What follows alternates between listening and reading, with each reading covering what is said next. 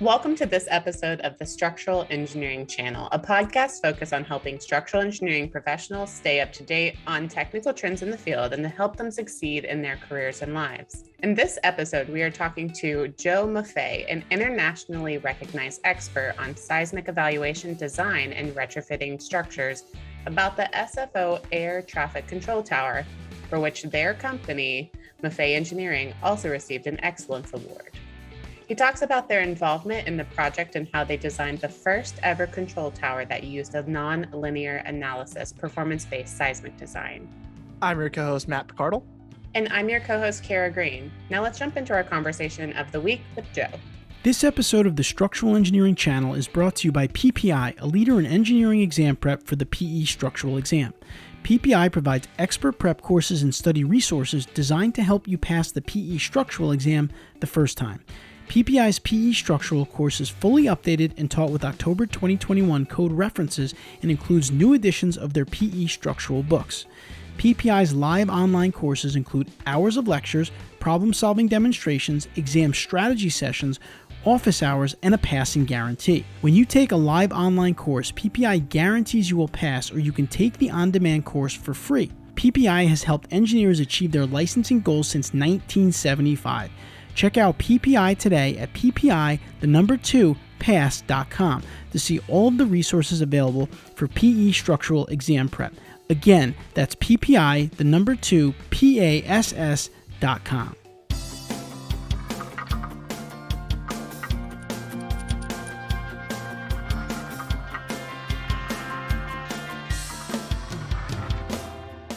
Joe, first, welcome to the show. In your own words, can you please tell our listeners more about yourself and what you do on the day-to-day basis at Maffei Structural Engineering? Yeah, happy to. Thanks, Kara. So I'm a structural engineer and the founding principal of Maffei Structural Engineering. We're a firm of about 14 people now.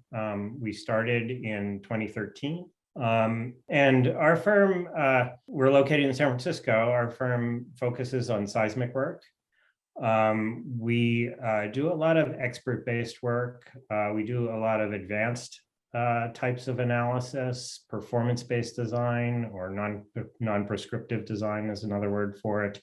And that uses nonlinear analysis frequently. We also do seismic peer review, the review of other engineers. We do a lot of seismic retrofitting, seismic evaluation. We have a segment of our work that works on renewable energy structures and the support structures for solar panels. And so, one of the features of our firm is sort of outside the box kind of work. We don't do that much repetitive work. So if it's a hard problem, we've got a team that likes those kind of problems. Yeah, thanks, Joe. I wanted to talk about the San Francisco tower. Specifically, that was like the first, from what I understand, was the first control tower that used a nonlinear analysis performance-based design approach.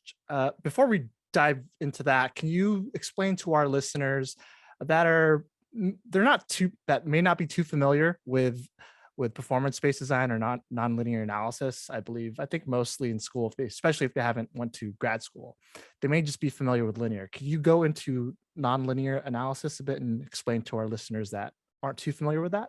Yeah, I could talk about that for a long time, actually, but let's let's say that most designs are according to the requirements of the building code, and the review and acceptability of those designs is, did you meet the rules stated in the building code? And those rules are, quote, prescriptive. They tell you what to do and what not to do. They prescribe what is required. So non-prescriptive design is the more probably appropriate word for it. It means that you take advantage of the parts of the building code that says you can do alternate designs if you demonstrate at least equivalent performance. In the International Building Code, I think it's section 101.14, but you might have to check on that. So you take advantage of the parts of the building code that allow alternate methods.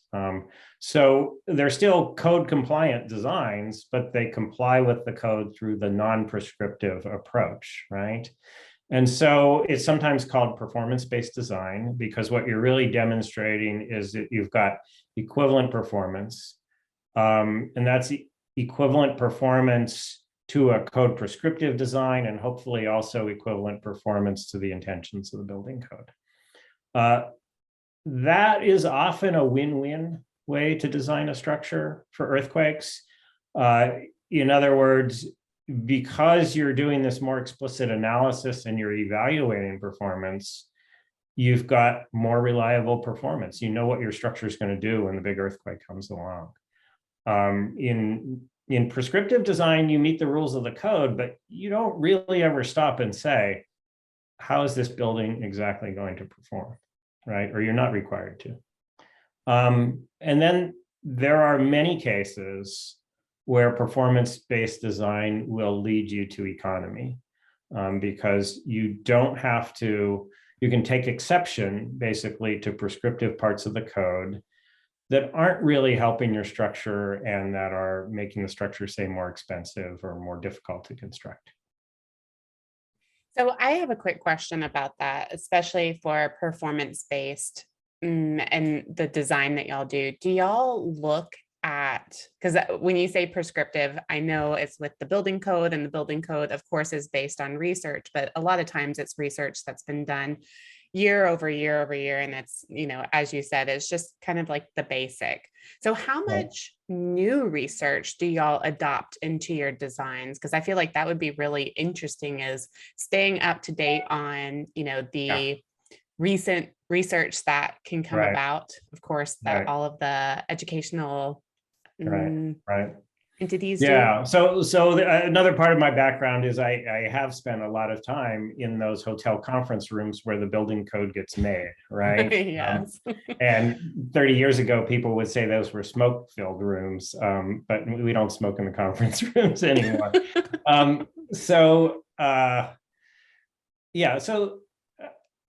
Certainly it takes a while for the technology transfer to happen.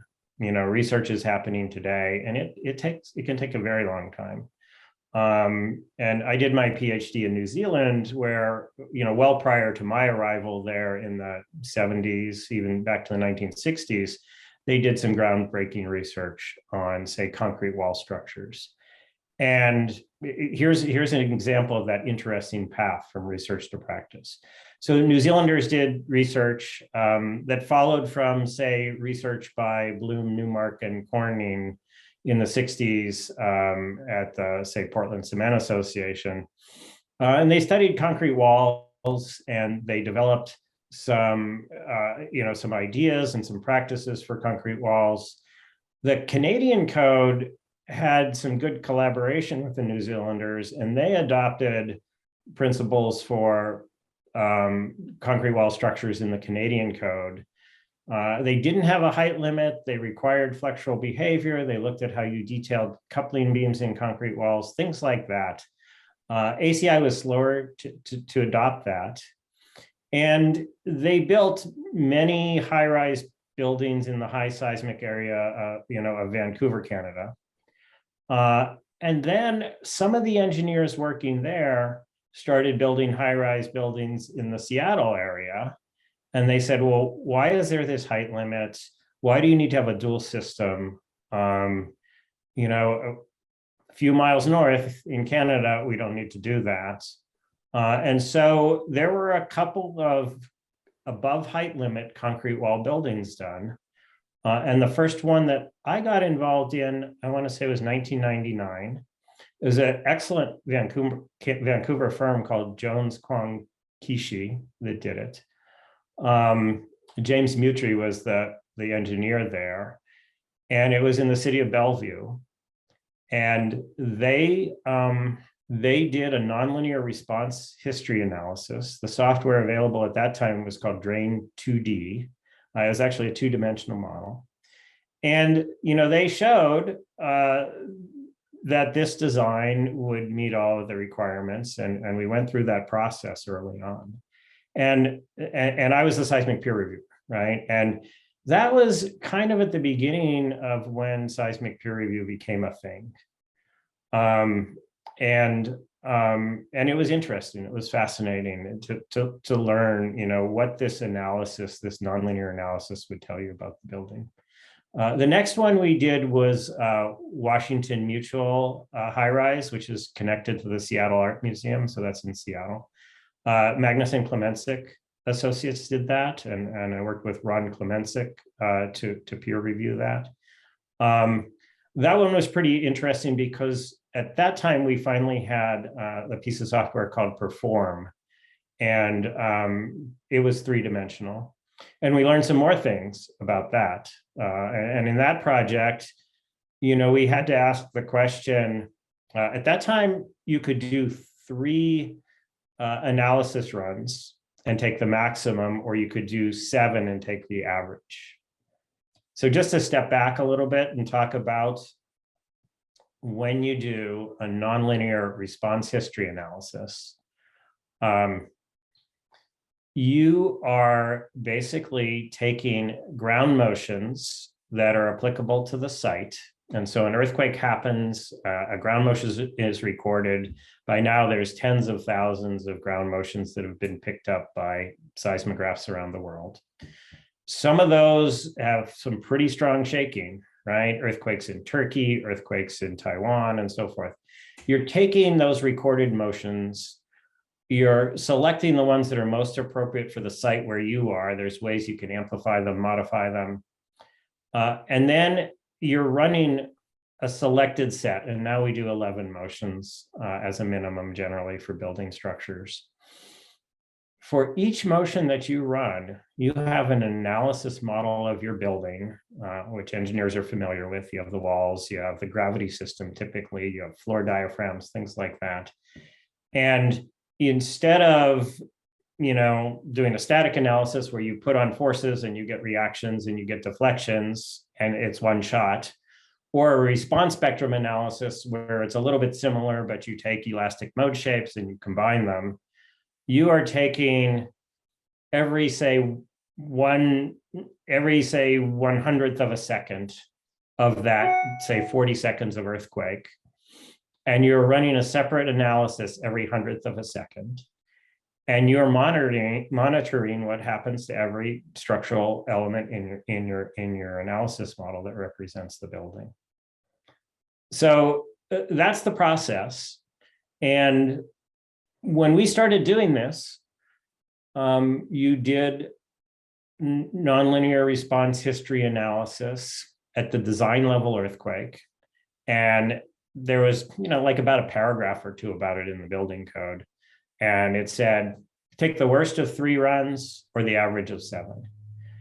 And it's, interesting because from real projects, you come up with rules, those rules make their way into guidelines, and then, eventually they make their way into the building code. So one of the things we said is, okay, we have a principle, and this is going back to the New Zealand thing, a principle of capacity design. We know that a tall concrete wall is good if it'll behave in flexure and not have a shear failure that would concentrate all the deformation in one story, right? So we say, okay, we can't have a shear failure and we want flexural behavior. We run 7 runs. And we took this design for the Washington Mutual Tower, and we looked at the output for the 7 runs, and we looked at how much shear there was, and there was a tremendous variation in the amount of shear. What you learn is that every ground motion does something different to these buildings, right? And so we were generally okay with this idea of, you've done 7, let's look at the average demand, right? And we think that's still appropriate for actions that have ductility, right? Actions that are intended to be yielding actions. And by actions, I mean flexure, shear, axial load, things like that. For actions that are not supposed to be part of the yielding, you have to really make sure that those things don't happen. So for the example of the concrete core wall building, you really if you just design for the average shear, you're saying that in 3 or 4 of those 7 runs, the building is failing in shear. And in fact, that means your analysis model is not even working, because in those days you modeled it assuming flexural behavior. So, we had to say right away, well, wait a minute, how are we going to deal with this, right? And you have to design for the very worst of those motions. And so we started doing something like the second worst, or a mean plus standard deviation of the demands. And so that has now found its way into traditional building codes, right? And so it's really defining different criteria for parts of the structure that you intend to yield. And I like to just call those nonlinear actions, but the code has used the word displacement controlled actions. And those things that you would like to remain elastic, and those can be called capacity protected actions, which means when the yielding happens, this is the maximum force that yielding can deliver. And so those are also called force controlled actions. So anyway, so that's just an example of nonlinear analysis and how that concept got started. The other thing that we decided, there was this thing called the maximum credible earthquake, which then became the maximum considered earthquake, called the MCE. That was the upper level of earthquake that was discussed in the building code. It was introduced partly to look at things like seismically isolated structures. But people did all their calculations at the design level, which was kind of by definition about 2/3 of the maximum considered level.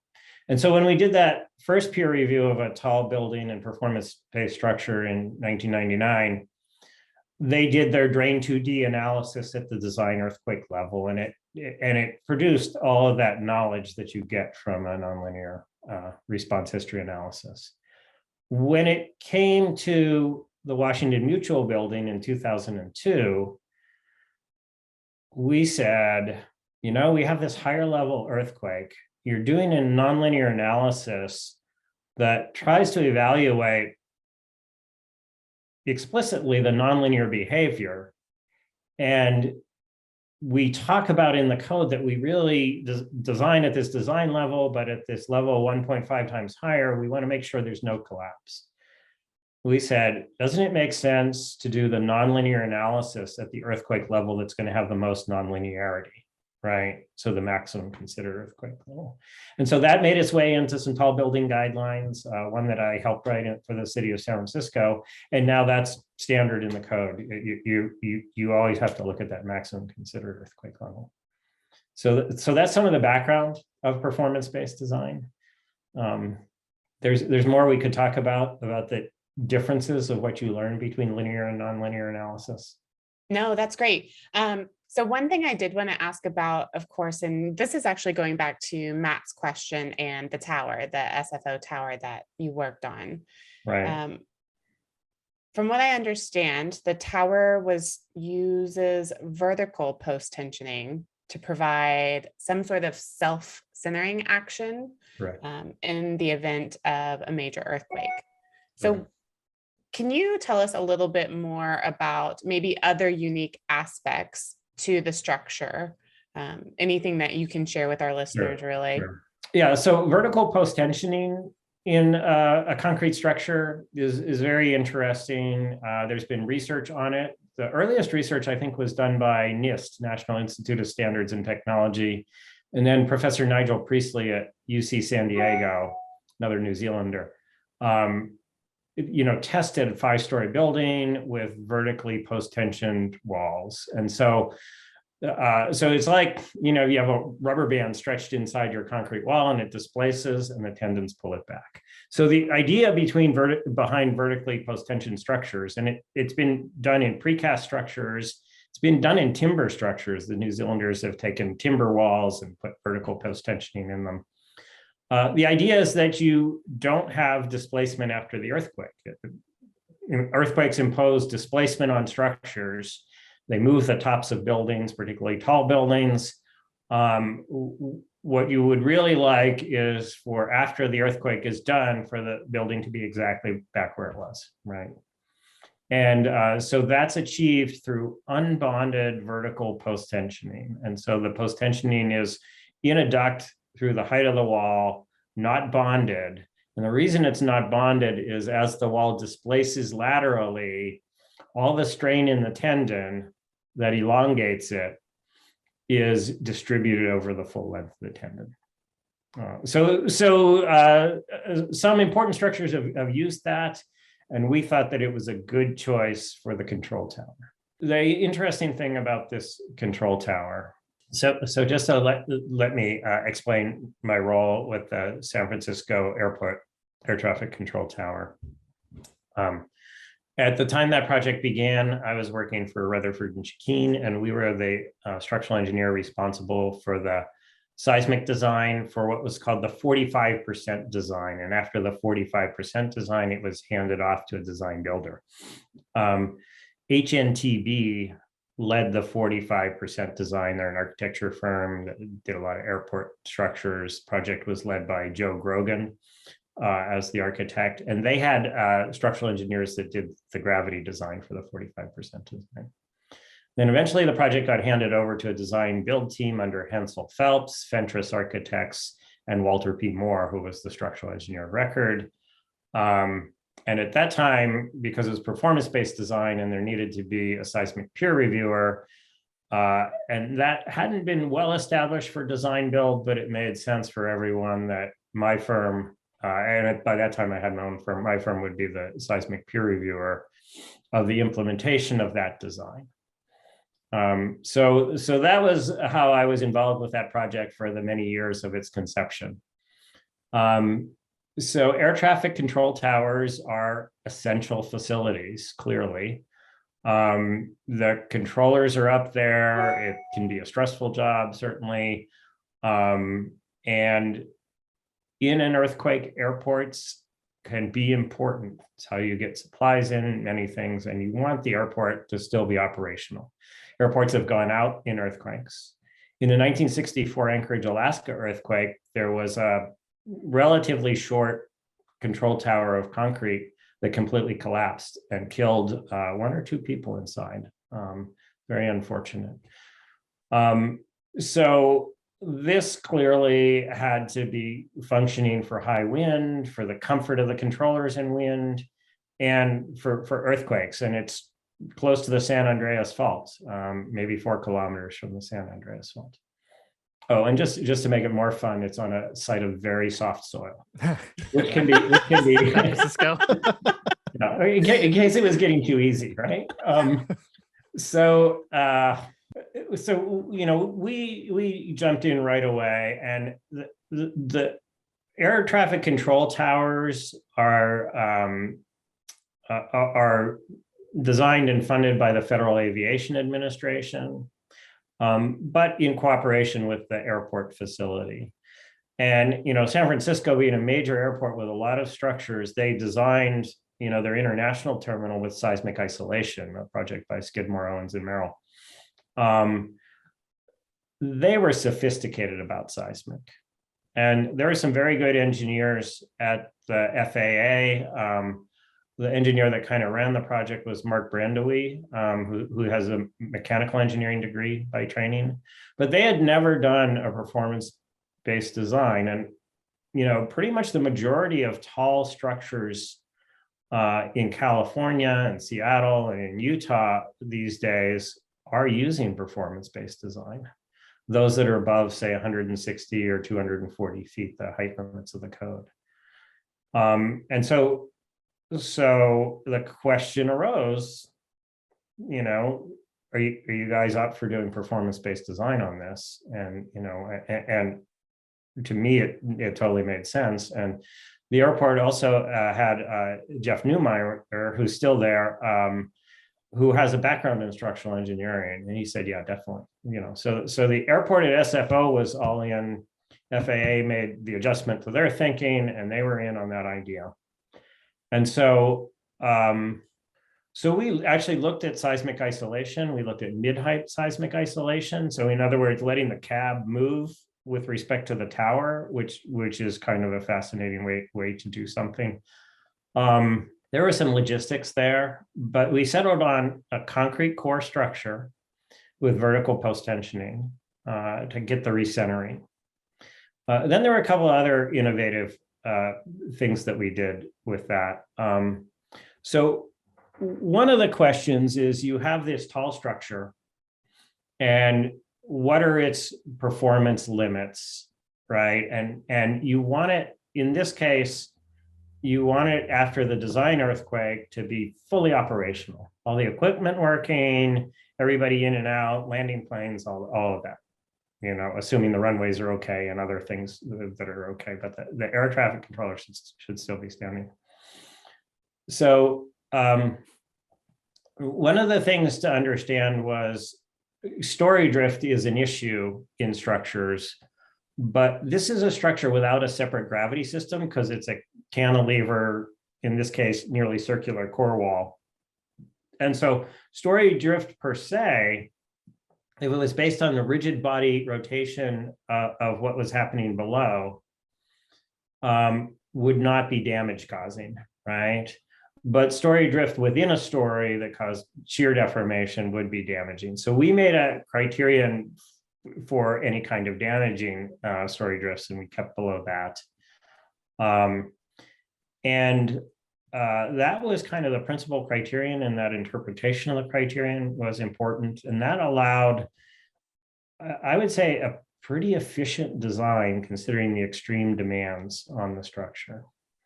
And then one of the other things that then became the question of how do you make this design, you know, extremely reliable, but also efficient, is what do you do with the overturning forces, right? So you got this tower, it's tall, it's slender, and you clearly have overturning, right? And you have to bring that overturning down to the base, and you have to design a foundation. Foundation is not on great soil out at the site. Layers of bay mud, hundreds of feet down before you get to the Franciscan bedrock.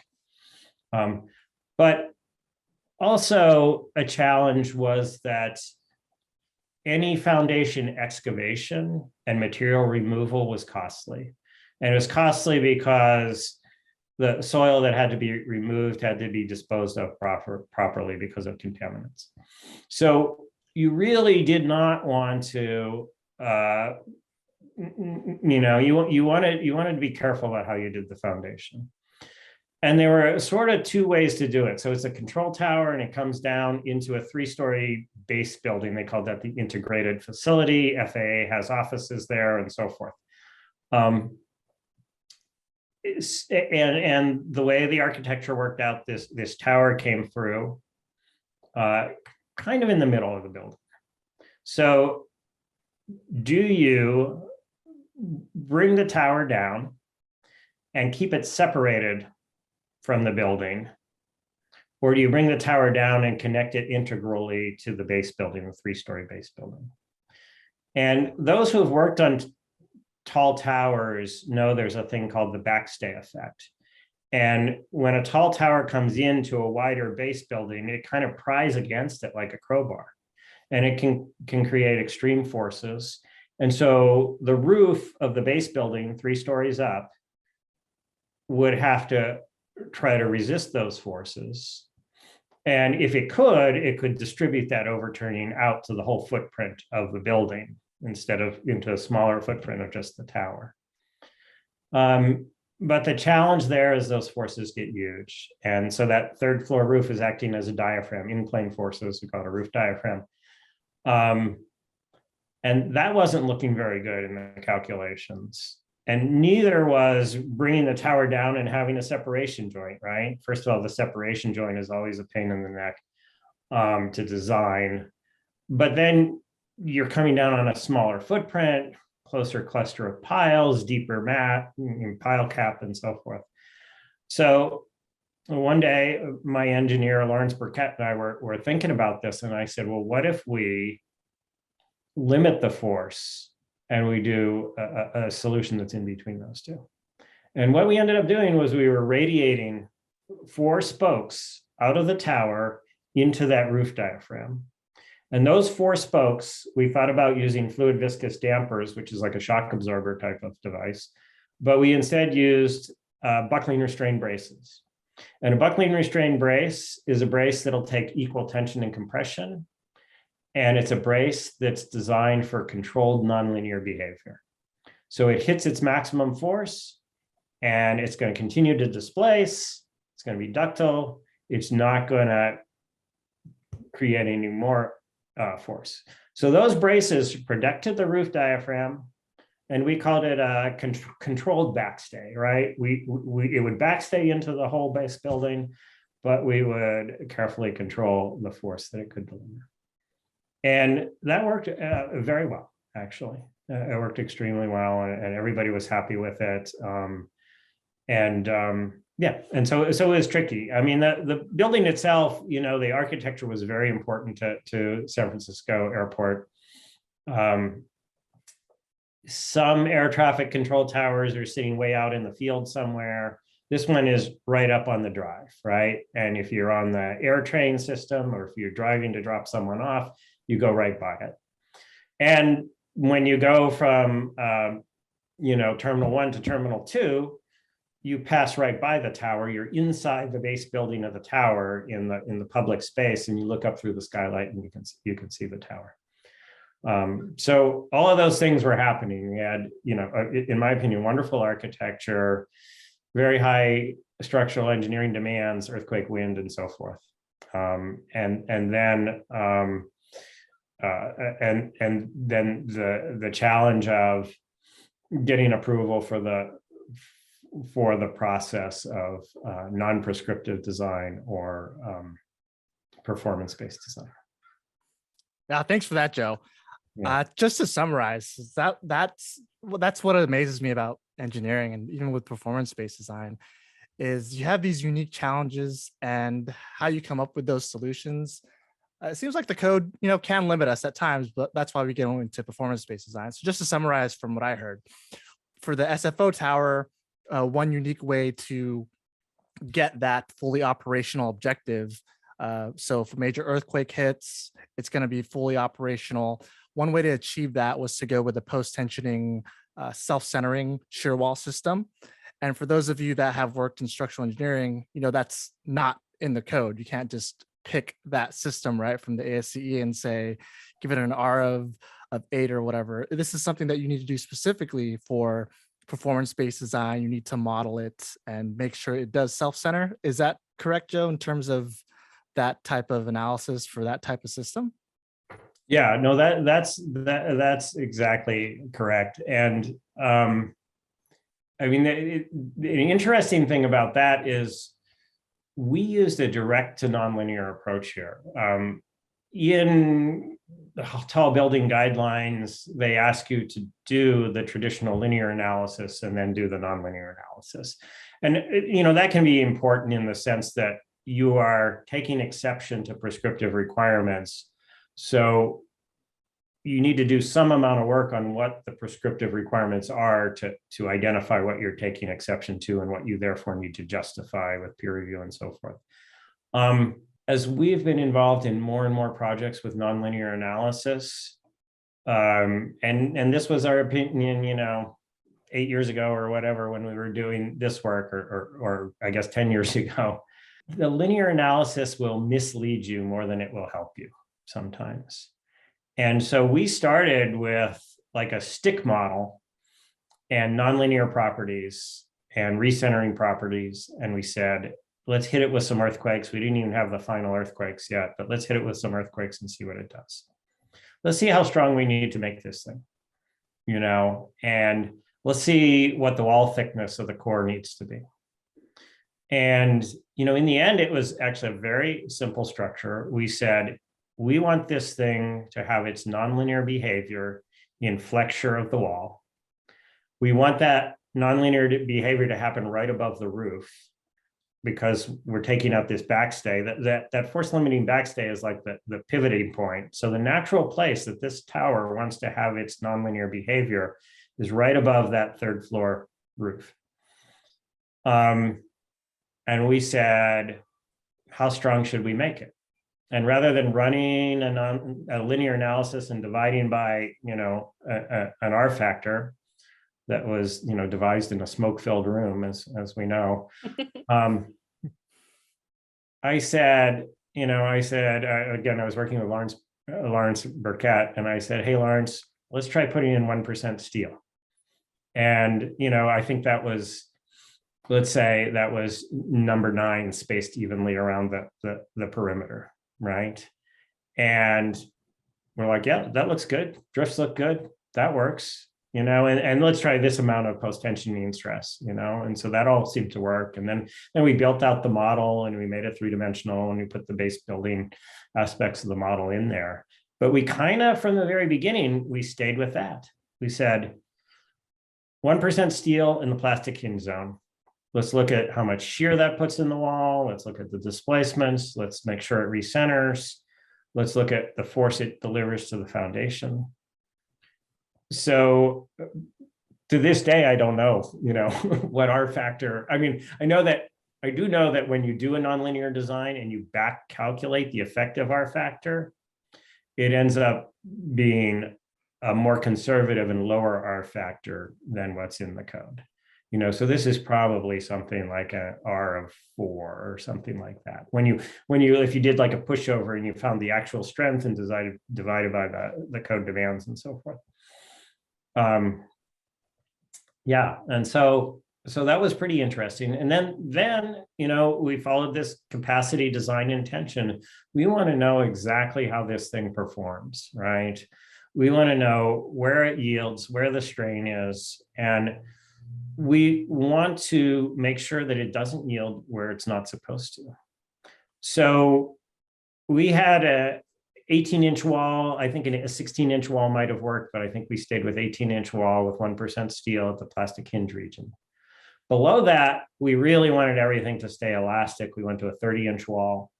And so everything below that hinge zone in the 30-inch wall is going to stay elastic. It's going to deliver loads to the foundation. The wall stays 18 inches up towards the top. And then at the very top, it's got this flared shape, and that's all built with steel. And we sort of figured out how that all works. That all stays elastic. Here's the interesting thing. We said we want it to yield, it's about 30 feet in diameter. We want it to yield over, say, 20 feet of height. When we get up, we go with our number 9 bars, and after 20 feet of height, we change them to number 10 bars. So we actually increase the reinforcement higher up, and then eventually it's really not until you get about 60% of the way up that you really want to taper off the reinforcement. But that idea of having a zone of number 9 bars, 1% steel, that's where all the yielding is going to happen. And that's how we designed it. Yeah, I think that's really cool because it's going beyond and for those of you that don't know, like all those codes that we use for prescriptive design, those are like what you said, many years old, when we didn't have these complex computer softwares that can allow us to do these things. And I think one of the biggest differences is with this computer software where we can actually model the actual behavior, the nonlinear behavior of our materials, that allows us to do a lot of these creative things, these creative solutions that we can't usually get with our typical prescriptive design. But it still goes back to the code. Using these performance-based design softwares, we can basically, what you were saying was, hey, using this software, look, we can control where the yielding points are, we can control how much it drifts, and that's meeting the intent of the code, even though it's not in the code. So yeah, if I summarize that, I think that's what I'm getting from it, like all these creative solutions, but essentially the whole point is to meet the code, but our proof is this performance-based design analysis to show you how the building actually behaves. Yeah, that's right. It should also be said that a nonlinear response history analysis, while it tells you infinitely more than the approximate and indirect methods of linear analysis, whether static or linear dynamic response spectrum analysis, it doesn't account for everything perfectly.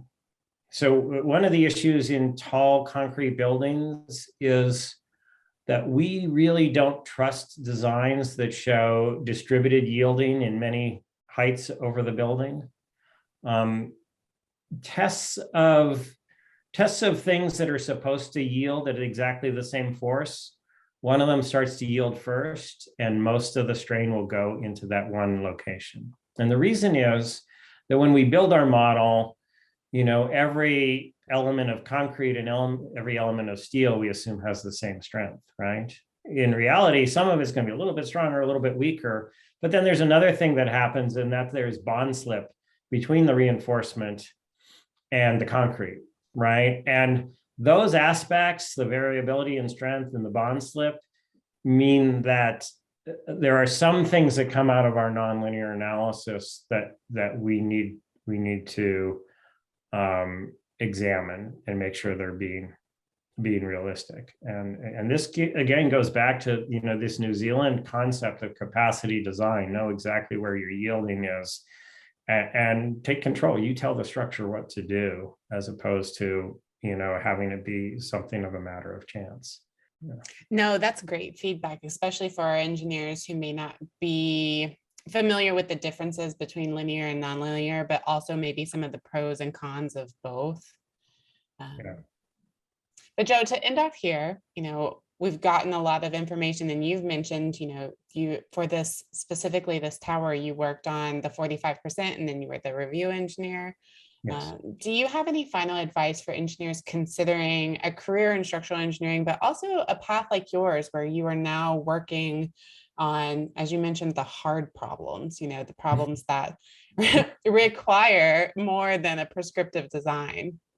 Yeah, I recommend that you work on the easy problems if you're only a structural engineer. I recommend that you think inside the box. Inside the box. No, it's actually very fun to have a firm where we do outside the box stuff. I think we might make our lives easier if we design something more than once instead of always doing something brand new. But we do like working outside the box. And so the people that want to do that kind of work have been drawn to our firm. So we've got a great team that's suited to that kind of work. So the other thing to say about the tower is that Walter P. Moore is the structural engineer of record. We peer reviewed their work.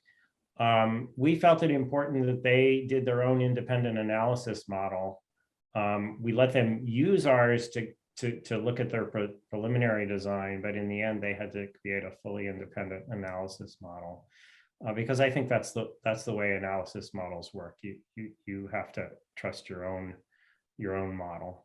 And the other things to say about the project, we enjoyed doing the peer review work with Walter P. Moore, and the project won Excellence in Engineering Awards, first locally in Northern California, and then statewide in California, and then nationally, National Excellence in Engineering Award, and was on the cover of Structural Engineering magazine. So that was all cool. And the other very cool thing about it was, after it was built and after they got the equipment in for the controllers, but before they sealed it off to the public, I got to go up to the top of it with my two boys and with my team, Lawrence Burkett and Molly Cito, and we all got to visit, and the views were great. And I'm sure they'll never let me in again because it's not. Oh, that's so cool. That's awesome. Well, perfect. Thank you so much, Joe, for your time today. It was great hearing from you. And I know a lot of our listeners will really appreciate your in-depth analysis on the SFO tower. It's great to hear your perspective. All right. It was good talking to you guys. I hope you enjoyed the episode today. We'd love to hear your feedback, comments, and or questions. To leave them, please visit structuralengineeringchannel.com. There you'll find a summary of the key points discussed in today's episode, which is episode number 75, as well as links to any of the resources, websites, or books mentioned during this episode. Don't forget to subscribe to Apple Podcasts, Spotify, or wherever you listen to your podcast. Until next time, we wish you the best in all of your structural engineering endeavors.